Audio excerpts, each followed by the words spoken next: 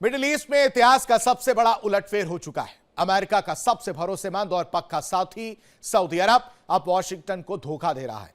जिस ईरान को सऊदी अरब अपना सबसे बड़ा दुश्मन मानता था, जिसके परमाणु कार्यक्रम से रियाद को अपने अस्तित्व का खतरा था, आज उसी ईरान के साथ सऊदी के क्राउन प्रिंस मोहम्मद बिन सलमान बंद कमरों में दोस्ती की नई इबारत लिख रहे हैं। अमेरिका और ईरान आमने सामने हैं, लेकिन इस महायुद्ध के बीच से सऊदी अरब का गायब होना दुनिया को हैरान कर रहा है। आखिर क्या है एमबीएस का वो सीक्रेट प्लान जिसने व्हाइट हाउस की रातों की नींद उड़ा दी है?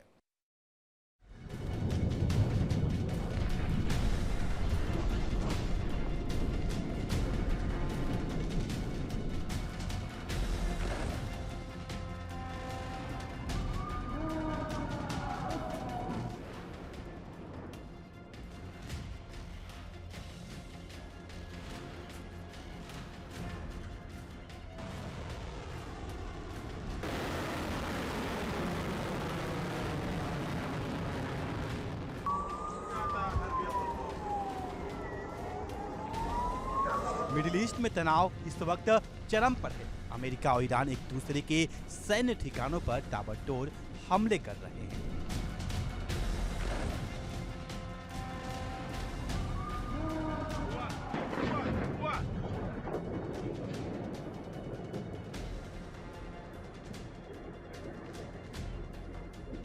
पूरे मिडिल ईस्ट में जंग जैसे हालात हैं, लेकिन गौर करने वाली बात यह है कि इस पूरे तनाव से क्षेत्र का सबसे शक्तिशाली देश सऊदी अरब पूरी तरह तटस्थ यानी न्यूट्रल नजर आ रहा है। हैरानी की बात देखिए, इस साल फरवरी में शुरू हुए मिडिल ईस्ट संघर्ष के दौरान ईरान ने अगर किसी ऐसे खाड़ी देश पर सबसे कम हमला किया है जो अमेरिकी देश की मेजबानी करता है, तो वो है सऊदी अरब।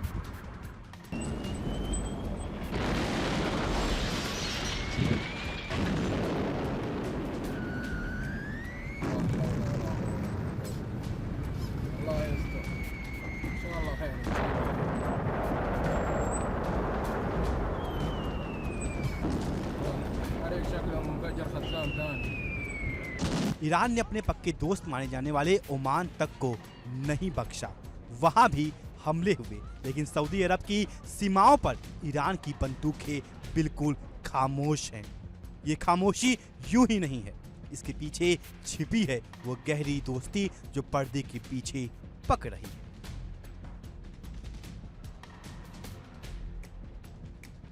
इस बदलती दोस्ती का सबसे बड़ा सबूत हाल ही में तेहरान में देखने को मिला, जब ईरान के सर्वोच्च नेता अयातुल्लाह अली खामेनेई का अंतिम संस्कार हुआ तो दुनिया की नजरें खाड़ी देशों पर टिकी थी। सऊदी अरब के प्रभाव वाले ज्यादातर खाड़ी देश ने इस अंतिम संस्कार से दूरी बना ली, लेकिन सबको चौंकाते हुए सऊदी अरब ने एक भारी भरकम और हाई प्रोफाइल प्रतिनिधिमंडल तेहरान भेजा।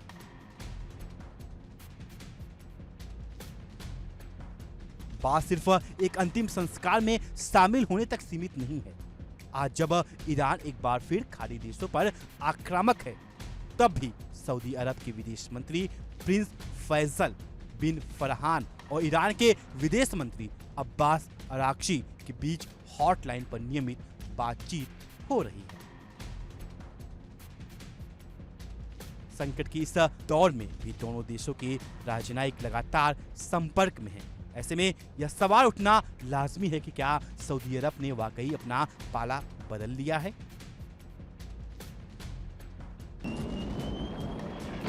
हालांकि कहानी में एक बड़ा ट्विस्ट है। इसी साल 28 फरवरी को जब इजरायल और अमेरिका ने ईरान के खिलाफ बड़ी पैमाने पर सैन्य कार्रवाई शुरू की थी, तब सऊदी अरब से बिल्कुल अलग खबरें आ रही थी।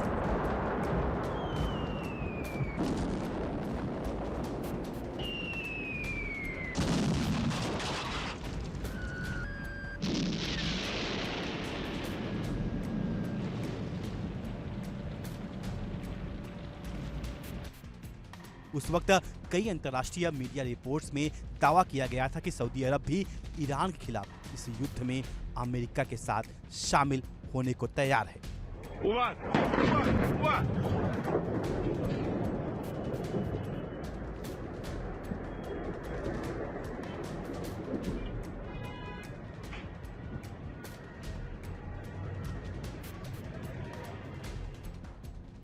इन खबरों ने पूरी दुनिया को हैरान कर दिया था, क्योंकि इसके ठीक 2 साल पहले चीन की मध्यस्थता से रियाद और तेहरान ने एक ऐतिहासिक शांति समझौता किया था।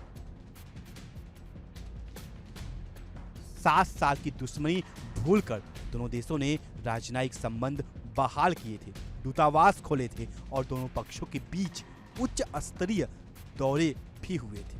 लेकिन जैसे ही युद्ध की घंटी बजी, सऊदी अरब ने एक ऐसा यू टर्न लिया जिसने अमेरिका को भी चक्कर में डाल दिया।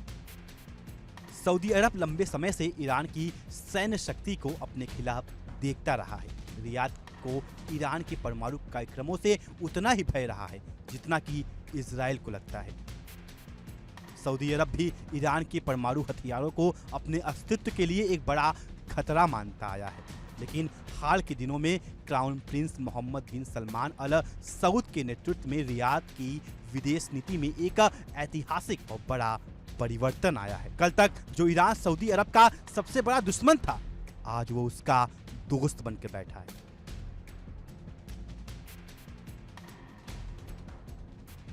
सऊदी अरब के इस बदले रुख का सबसे बड़ा झटका अमेरिका को तब लगा जब वाशिंगटन ने हॉर्मुज स्ट्रेट को ईरान के नियंत्रण से मुक्त करने के लिए प्रोजेक्ट फ्रीडम की शुरुआत की। अमेरिका को उम्मीद थी कि उसका पुराना साथी सऊदी अरब इस मिशन में सबसे आगे रहेगा, लेकिन प्रिंस मोहम्मद बिन सलमान ने साफ इनकार कर दिया।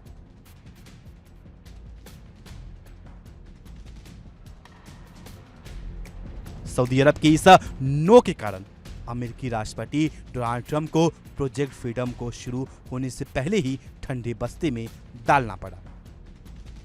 इस इनकार से तिलमिलाए अमेरिका ने नाराजगी जताते हुए सऊदी अरब से बड़े पैमाने पर अपने रक्षा उपकरणों और मिसाइल डिफेंस सिस्टम को हटा लिया। अमेरिका को लगा था कि इस दबाव से रियाद झुक जाएगा, लेकिन प्रिंस सलमान के इरादे कुछ और ही थे। रियाद पर अमेरिका की इस नाराजगी का कोई असर नहीं हुआ।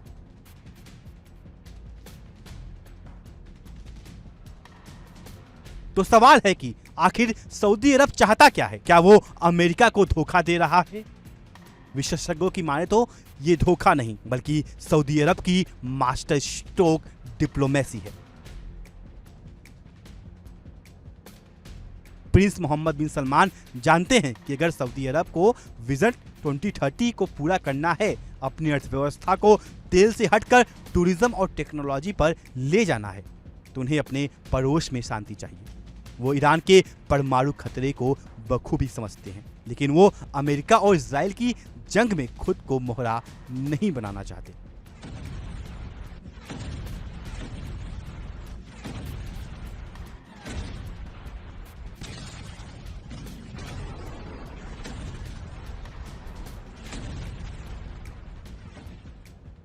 सऊदी अरब अब खुद को एक ऐसे खाड़ी देश के रूप में स्थापित कर चुका है कि जिसके ईरान के साथ भी कामकाजी संबंध हैं और जो इस विनाशकारी युद्ध से पूरी तरह तटस्थ है।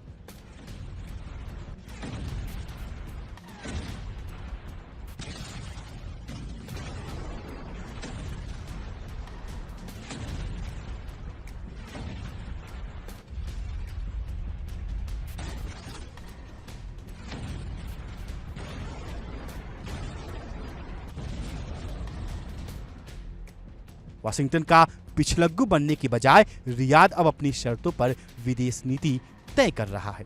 अमेरिका के लिए ये भले ही एक झटका हो, लेकिन बदलते मिडिल ईस्ट की हकीकत यही है। Bureau report, India daily 24/7।